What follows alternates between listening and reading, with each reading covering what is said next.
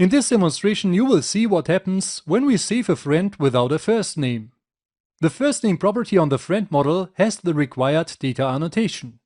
As you might guess already, we will get an exception.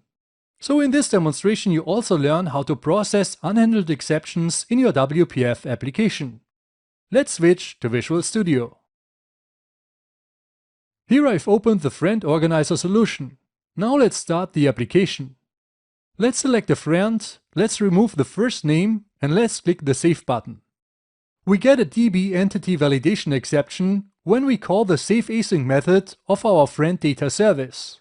This saveAsync method tries to save the friend with Entity Framework. When I click on View Details, I can expand the exception and I can open up the entity validation errors.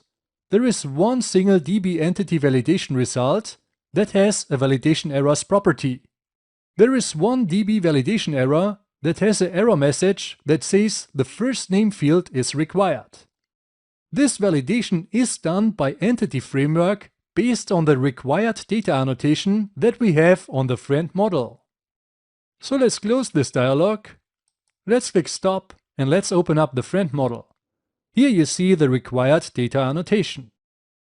Now the interesting bit is, Entity Framework has evaluated these data annotations before it has sent the data to the database. So the database was never hit. Instead, Entity Framework has raised the exception. Now let's see how this looks for the user, because the user doesn't start the application in debug mode. So let's go to the debug menu and let's select Start without debugging. I select a friend, I remove the first name, and I click the Save button. Ooh, now we get this famous dialog that nobody wants to see. As a user I have no clue how to debug, so I just closed the program.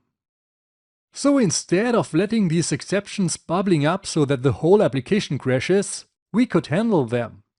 Let's do this in our friend organizer application. So I open up the app.xaml file, and here we can add an event handler for the dispatcher unhandled exception event. I just hit enter to create the event handler. Now in the code behind file, we can use that event handler. As you can see, it gets dispatcher unhandled exception event args. And these event args have a handled property that you can set to true to mark this exception as handled. Then the application will continue to run. But before you do this, you might want to display a nice dialog to the user. Instead of creating a nice dialog here, I just display a message box. Unexpected error occurred, please inform the admin. I also display the message of the exception. Now let's run our application again. Let's select a friend, I remove the first name and I click the Save button. We still get the exception, but now we can continue and the message box pops up. I click OK and now I can even continue to use the application. So I can enter my first and middle name here and then I click the Save button and the friend is saved. But now for sure, we should do it better. If the first name is empty, we should display a validation error to the user. We should also disable the Save button in case of an error. So let me show you now how you can validate user input in WPF. The data binding in WPF has built-in validation support. When the value of a target property is written back to the source property, validation occurs. There are several options how you can use the binding's validation support. You can add validation rules to the validation rules property of the binding markup extension. You can also throw an exception in the setter of the source property when this property is set by the data binding. When you use this approach, you also need to set the validates on exceptions property on the binding markup extension to true. Then the bound text box automatically gets a red border when there is a validation error. Instead of throwing exceptions, you can also implement the IDataErrorInfo interface on the class that contains the source property.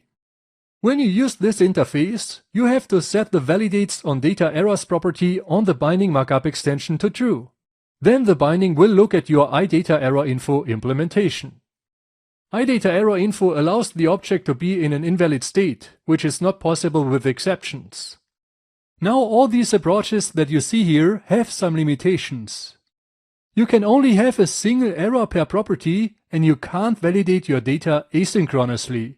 And this is exactly where the iNotifyDataErrorInfo interface enters the stage. This interface was introduced with .NET 4.5. You have to implement it like iDataErrorInfo on the class that contains the source property for the data binding. On the binding, you will also find a property validates or notify data errors. But you don't have to set this property to true because this property is true by default. That means validation automatically works when you implement iNotifyDataErrorInfo. You don't have to do anything in addition. There are cases where you want to turn off validation, for example, if you have bound a label to a property that contains a validation error. In that case, you don't want to have a red border around your label that is created by the validation. Then you explicitly set the validates or notify data errors property on the binding of that label to false. Now all these approaches are around with the data binding in WPF, but I recommend you to use iNotifyDataErrorInfo. My personal opinion is that this is the best approach that you can use. It also allows you to validate asynchronously and it allows you to return multiple errors per property. Now let's look at this interface. The iNotifyDataErrorInfo interface has these three members. The hasErrors property should return true if there is any error on the object. The getErrors method returns an IEnumerable of errors for a specific property name. As you can see, the non-generic IEnumerable interface is used here. That means that you can, for example, create a specific error class and you return a collection of your error objects from that method. In the Friend Organizer application, we will just return a list of strings from this getErrors method. The third member in this interface is the ErrorsChanged event. You can raise this event with a property name that you specify with the DataErrorsChanged event args. The data binding subscribes to that event, and when the event occurs, it will call the getErrors method again for the specified property name. So the ErrorsChanged event means that you can validate asynchronously. You can, for example, call a server-side method async, and when you have the result, you can raise the ErrorsChanged event, and the data binding will do the validation. So far to this iNotifyDataErrorInfo interface. Now let's look where we can implement it in our Friend Organizer application. In the friend detail view model of the Friend Organizer application, we have a friend property which is of type friend. The friend class has a first name property, and that property is bound in the UI by a text box. Now when the text property is changed on the text box, the value is written to the first name property. When we want to validate with the iNotifyDataErrorInfo interface, we have to implement it on the friend class as this class contains the first name property. But I don't want to implement the interface on our friend model. I want this friend class to be as simple as possible. So what can we actually do if we don't want to implement the iNotifyDataErrorInfo interface directly on the friend class? We could implement it on the friend detail view model. Then we need to expose the properties of the friend directly from the friend detail view model. For example, we can add a first name property directly to the view model and then we bind the text property to that first name property. Now it would be totally valid to implement iNotifyDataErrorInfo on the friend detail view model class. But this would also require us to replicate all the properties of the friend in the view model, which makes the view model big. But in the view model, we want to focus on the UI logic. We don't want to pollute it with many model properties. So let's forget about this approach and let's use the normal binding. We have another option. We can wrap the friend model with a friend wrapper class that has actually the same properties as the friend model itself. Then we can make the friend property in the friend detail view model of type friend wrapper. As the friend wrapper has the same properties as the friend model, the data binding can stay as it is. And now we can implement the iNotifyDataErrorInfo interface on the friend wrapper class. Personally, I think this friend wrapper is a great approach and we will use this approach throughout this course. Now let's implement the friend wrapper and let's start with the iNotifyDataErrorInfo interface. In this demonstration, we create the friend wrapper and you will learn how to implement the iNotifyDataError info interface. After we have done this, we will also add some validation logic to the friend wrapper. So let's switch to Visual Studio. In the UI project of the Friend Organizer application, I have already created a wrapper folder that contains the friend wrapper class. As you can see, this class inherits from ViewModelBase to get the property changed event and the onPropertyChanged method to raise that event. The constructor takes a friend model and stores it in this model property.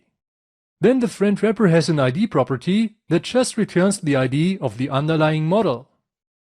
When I scroll down, you can see the firstName property that returns the value of the firstName property of the wrapped model. In the setter, it sets the value of the firstName property of the wrapped model and it raises the property changed event by calling the onPropertyChanged method that is inherited from the ViewModelBase class. The other two properties in this friend wrapper are similar to firstName. The lastName property is also just accessing the lastName property of the wrapped model, and the email property is also just accessing the email property of the wrapped model. Now we have already this friend wrapper class and we can use it in the friend detail view model. In the friend detail view model, we have a friend property. Now we just change this property to be of type friend wrapper. So we need a using directive for friend organizer UI wrapper. I copy this and I also change the field.